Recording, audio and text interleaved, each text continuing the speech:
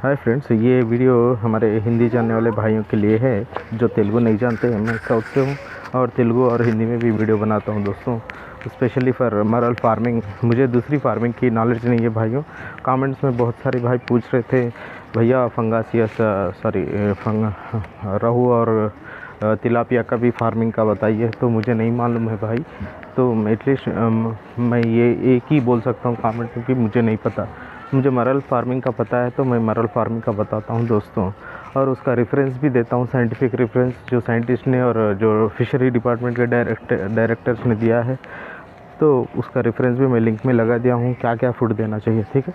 तो बहुत सारे दोस्त आज पूछ रहे थे कि बहुत सारे दोस्त वो जो इंजेक्शन जो है HCG और मरल का सीड जनरेशन का इंजेक्शन दिया था ना, वो इंजेक्शन के बाद में जो मरल का बच्चा जनरेट होता है वो बच्चे के लिए क्या फूड देना है उसका डिटेल्स पूछ रहे थे दोस्तों। तो मैंने उसी के बारे में ये वीडियो बनाया है। तो नेचुरली ना हम तालाब पे या नदी में जब मरल रहती है तो उसको नेचुरली खाना मिल जाता है दोस्तों, क्योंकि तालाब और नदियों में ना काऊ डंग या भैंस का गोबर या गाय का या बकरे का गोबर रहता है। तो वो गोबर से ना उसका नेचुरल फूड बनता है। तो हम खुद यहाँ बना के बताते हैं। उसमें एक माइक्रो जीवी का नाम है डाल्फिया। वो नेचुरली हम घर में बना सकते हैं दोस्तों। वो डाल्फिया बनाने के लिए आपको एटलीस्ट 10 to 15 डेज स्टोर किया हुआ पानी लेना चाहिए, या फिर आपके फिश पॉन्ड से ही आप पानी उठा सकते हैं दोस्तों। उस पानी में सूखा हुआ काऊ डंग या भैंस का गोबर या गाय का गोबर या जो घोड़ा रहता है ना, हॉर्स का गोबर भी सूखा हुआ आपको पाउडर के फॉर्म में डाल देना है दोस्तों। डालने के बाद एटलीस्ट 5 to 6 डेज़ में आपको डाल्फिया बन जाता है दोस्तों, ठीक है। ये डाल्फिया को ना मरल नहीं, दूसरे जीव भी खाते हैं, दूसरी मछली भी खाती है, तिलापिया भी खाती है, कटला भी खाती है, ठीक है। बहुत सारे फिशेस खाती हैं, ठीक है। यही उनका एक्चुअल फूड होता है। जब बच्चा छोटा रहता है फिश का तो यही खाती है दोस्तों, ठीक है। आशा करता हूँ आपको समझ में आ गई होगी मेरी बात, ठीक है दोस्तों। तो ऐसे ही ना आप इन्फोसोरिया भी बना सकते हैं। इन्फोसोरिया भी एक छोटा सा जीवी है, वो भी मछली खाती है।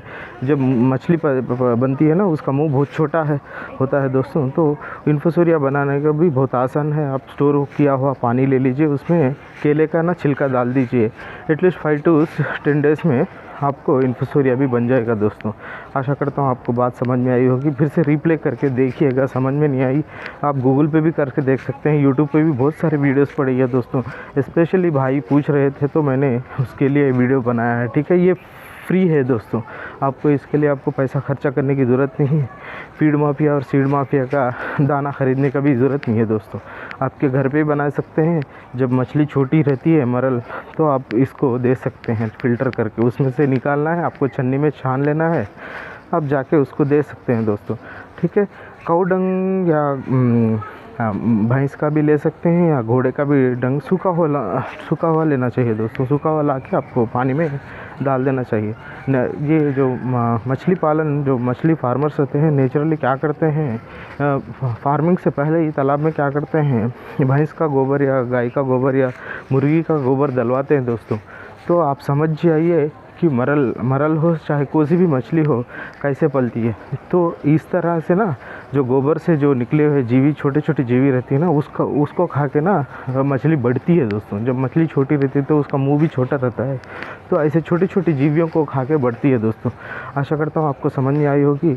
मेरा प्रीवियस वीडियो देखिएगा, आप खुद ब खुद सीड कैसे बनाना है, HCG इंजेक्शन या ओइप्रिम इंजेक्शन दे के मरल को सीड कैसे जनरेट करना है जान सकते हैं दोस्तों।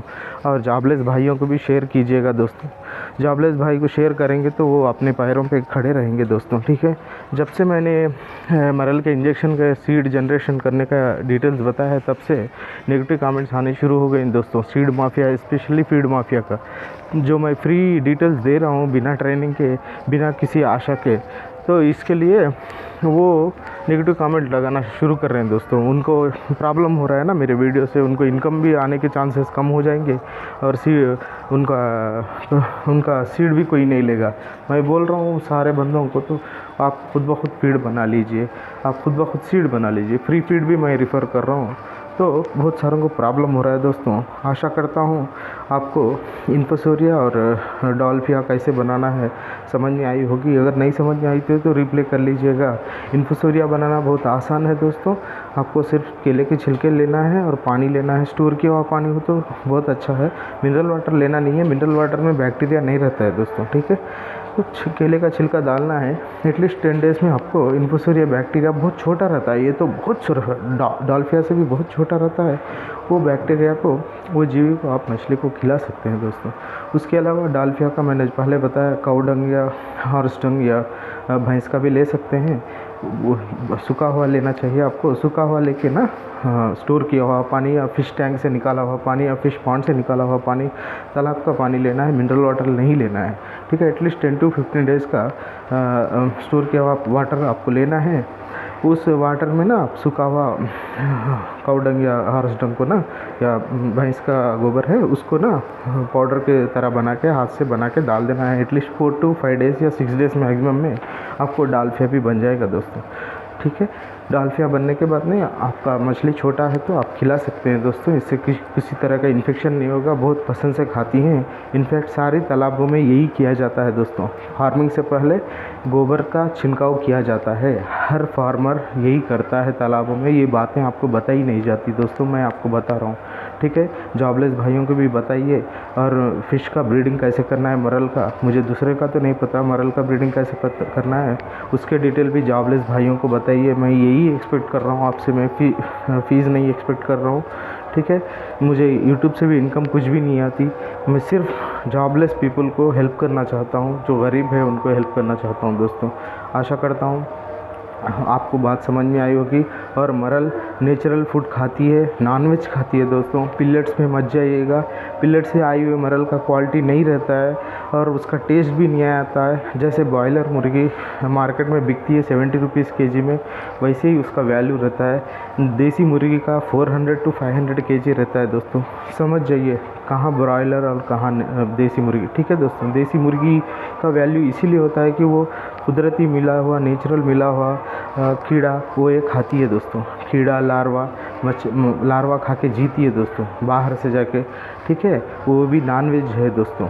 अभी हम फार्मिंग बढ़ गई तब जाके हम दाना डाल के ना देसी मुर्गी को पालना शुरू किए थे दोस्तों, ठीक है।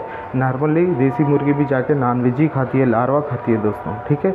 आपको मैक्सिमम एटलीस्ट 4 to 5 थाउजेंड में आप मरल का सीड भी जनरेट कर सकते हैं और पॉन्ड भी बना सकते हैं नेचुरल तरीके से, जैसे मैंने प्रीवियस वीडियोस में बताया।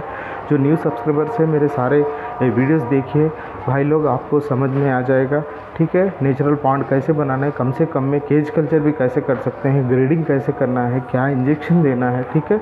हाँ, मरल के स्टोर किया हुआ वाटर में से आपको अमोनिया को कैसे दूर करना है, ठीक है। कम से कम में कैसे आपको पॉन्ड बनाना है, नेचुरल पॉन्ड, वो सारी डिटेल्स मैंने प्रीवियस वीडियो में दिया है दोस्तों। आशा करता हूँ आपको बात समझ में आई होगी, ठीक है दोस्तों।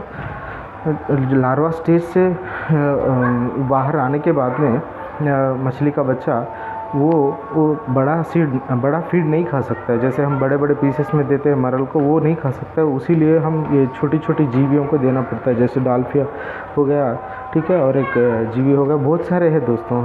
ब्लड वॉर्म्स भी मिलेंगे आपको, और मस्कीटो का लार्वा भी खिला सकते हैं आप, ठीक है। ये सारी चीज़ें आपको फ्री में मिलेंगी। इसके लिए आपको पैसे देने की ज़रूरत नहीं है दोस्तों, ठीक है। आशा करता हूँ मैं आपको बात पूरी समझा पाया हूँ, ठीक है दोस्तों। हो सका तो लाइक कीजिएगा, जॉबलेस पीपल को शेयर कीजिएगा दोस्तों, ठीक है दोस्तों, ताकि हमारे देश से गुर्बत को भगा सकें। एटलीस्ट हम हमारे घर के हद तक, हमारे घर की जितनी रिक्वायरमेंट रहती है मछली की, एटलीस्ट 100 kg पर ईयर, वो भी हम प्रोडक्शन निकाल सकते हैं बिना कोई फीड के खर्चे से दोस्तों। बाहर आपको जाना नहीं है फीड लेने के लिए, तो उसी खर्चे में, ज़ीरो फीड खर्चे में आप घर से ही कैसे बनाना है, आने वाले वीडियोस में सारी डिटेल्स दिए जाएंगे। ऑलरेडी मैंने फ्री में फीड कौन सा है मछली को डालने का, नेचुरल जो मरल मछली खाती है उसके लिए मैंने प्रीवियस वाला वीडियो बनाया है, वहाँ जाके देखिएगा क्या खाती है मरल, फर्स्ट फूड क्या है उसका चॉइस, और वो फ्री में कहाँ से मिलता है, कैसे डालना है, उसके लिए मैंने वीडियो बनाया है। फ्यूचर में आने वाले वीडियोस में आपको बाकी के पार्ट्स भी मिल जाएंगे, और क्या क्या चीज़ खाती है मरल मैं आपको डिटेल में बोल दूंगा दोस्तों। आशा करता हूँ आपको बात समझ में आई होगी। पसंद आए तो लाइक कीजिएगा दोस्तों, सब्सक्राइब कीजिएगा, जॉबलेस पीपल को शेयर कीजिएगा दोस्तों। मैं आपसे यही आशा करता हूँ कि जॉबलेस पीपल भी बेहतर से बेहतर रिज़ल्ट लाएँ। ये बातें सारे गाँव हर घर में जाएँ, हर घर में मरल का ओन प्रोडक्शन हो, अपना फ़िश हम ही तैयार कर सकें। बाहर से पेट्रोल 10 रुपये का ला के यहाँ 100 रुपीज़ में सेल कर रहे हैं, आपका मरल 10 से 20 रुपये में तैयार हो जाएगा।